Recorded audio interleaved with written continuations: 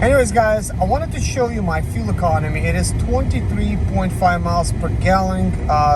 This is after driving 212 miles, as you can see on the tachometer. And this fuel economy is from driving on 89 octane. Hey guys, I just got some premium fuel here, and the time before it, I also got full tank of premium fuel.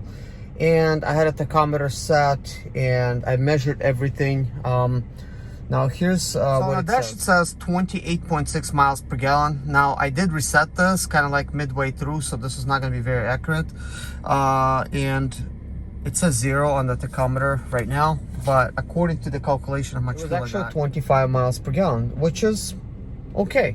Right what I was expecting. Now that being said, that includes occasional, going down the freeway, faster than, like that you would be doing on a regular street, and a lot of city driving as well. Like half of those miles are city, half of them would be highway. So it's kind of like a mix and match. So anyways, guys, hope this helps, because the reason I'm actually mentioning this, because I was trying to compare notes.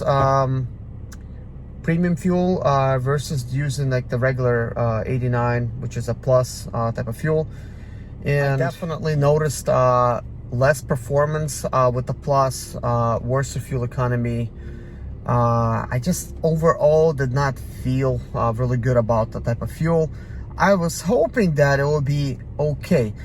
Now the car was drivable. If you just drive it like very subtle, it's fine. It's just the fuel economy is 2 miles per gallon worse than normal. So give or take. Anyways, guys, thank you for watching this video. I'll see you in the next one. I still got some things to do. Gotta repair my rear tire, gotta do rear brakes and sensors, and also due to the heating of the engine bay, you might notice if you have a 535i or 335i, you'll notice it's very hot underneath the hood.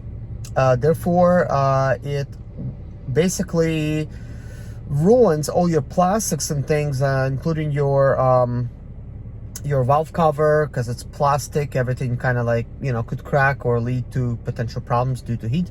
So I was kind of thinking like, why not try to solve it with some vents for the hood?